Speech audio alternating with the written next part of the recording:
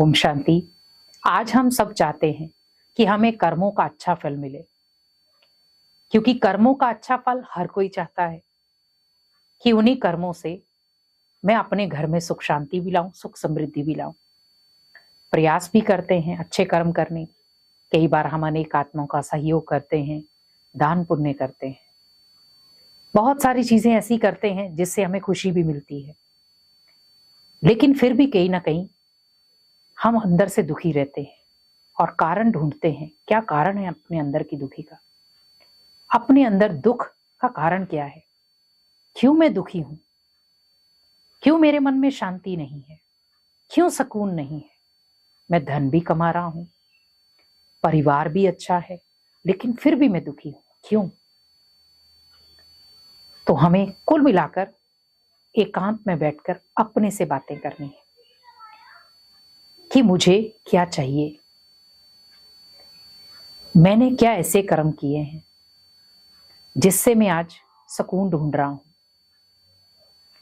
अगर मुझे कर्मों का अच्छा फल चाहिए तो मुझे जीवन में ये 5 कर्म जरूर करने हैं, क्योंकि ये 5 कर्म ही आपके जीवन को एक अच्छा लाइफस्टाइल भी देंगे और आपकी लाइफ को चेंजिंग भी करेंगे। तो पहला कर्म क्या करना है आपको? सुबह उठकर सकारात्मक वातावरण ले, जो बहुत जरूरी है, क्योंकि आज भाग दौड़ भरी दुनिया में हम कहीं ना कहीं नकारात्मकता को अपने जीवन का हिस्सा बना रहे हैं। सुबह उठते हैं मोबाइल पकड़ लेते हैं, सुबह उठते हैं अखबार पकड़ लेते हैं, सुबह उठते हैं टीवी ऑन कर देते हैं। देख क्या रहे हैं?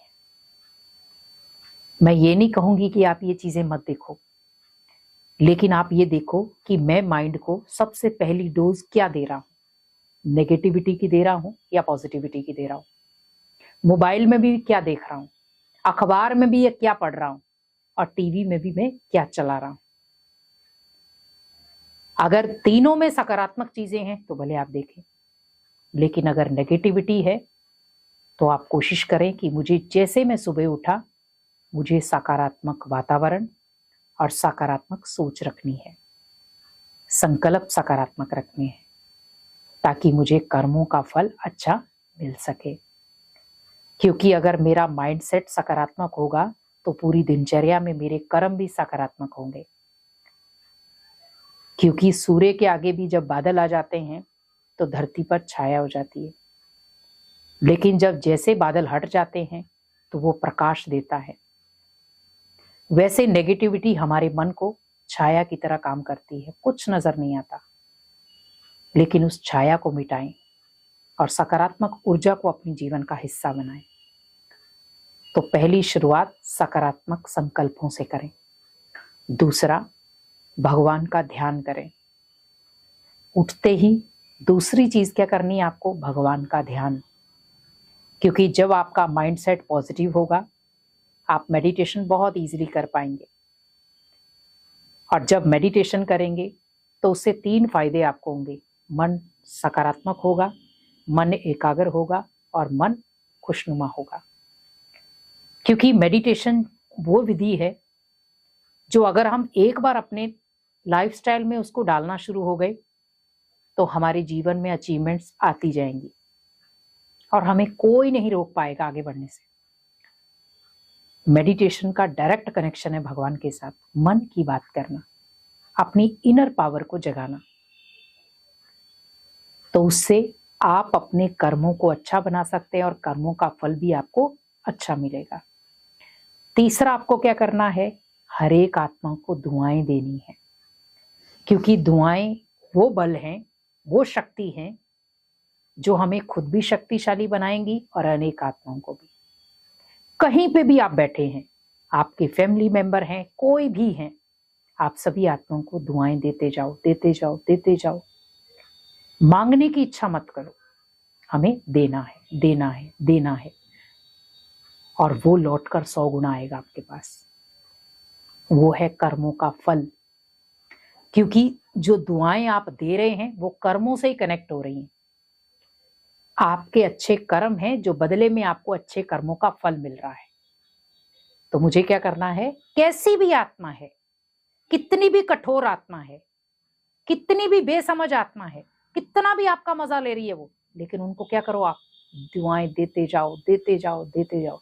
एक दिन उनकी आंखें खुलेंगी कि इस आत्मा को हमने इतना दर्द दिया, इतनी तकलीफ दी, इतनी चिंताएं दी, इतनी परेशानियां दी, साथ नहीं दिया, लेकिन फिर भी ये आत्मा हमें दुआएं देती गई देती गई देती गई।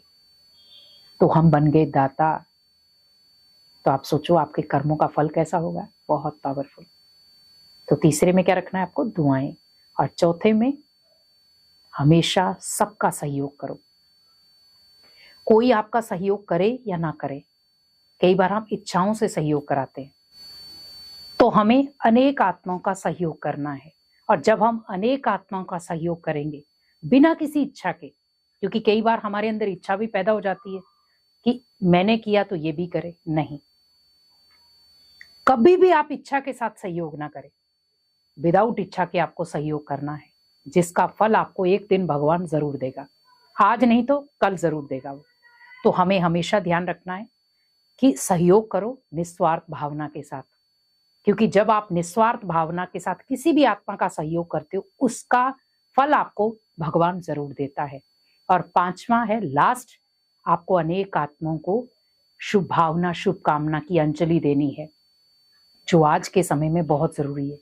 आज सिर्फ हमारे माइंड में नफरतें बढ़ती जा रही हैं, गलत धारणाएं बनती जा रही हैं, लेकिन हमें सिर्फ अनेक आत्माओं को क्या करना है, शुभ भावना शुभकामना। कोई कैसी भी आत्मा है, कितनी भी बुरी है, लेकिन उसकी कोई ना कोई एक अच्छाई को ले लें। अगर उसके अंदर 99% बुराइयां हैं, एक अच्छाई होगी, आप सिर्फ उस एक अच्छाई को लेकर चलो। जैसे भगवान भी कितना भी बुरा इंसान हो पर फिर भी साथ दे रहा है, क्योंकि वो उसकी एक अच्छाई को देख रहा है। वैसे हमें भी उसकी एक अच्छाई को देख करके उसको शुभ भावना शुभकामना देनी। कई बार हम कहते हैं कि वो भावना को समझ ही नहीं पाता, वो हमें ही गलत ठहराता है, तो वो भगवान के ऊपर छोड़ दो आप। लेकिन हमें उस आत्मा को देखकर या उसके कर्मों को देखकर कोई भी गलत कर्म नहीं करना है। हमें श्रेष्ठ कर्म करना है, जिसके लिए भगवान ने हमें भेजा है। हमें अनेक आत्माओं के सहयोग के लिए भेजा है, स्नेह के लिए भेजा है, शुभ भावना शुभकामना के लिए भेजा है। तो कर्म वही करो जो भगवान जब आपको रिटर्न दे उस कर्मों का, तो वो खुशी से दे, और आपको भी उन कर्मों का जो फल मिले उससे आपको भी डबल खुशी मिले। तो इसीलिए ये 5 श्रेष्ठ कर्म करें और अपने जीवन में ढेर सारी खुशियां लाएं। ओम शांति।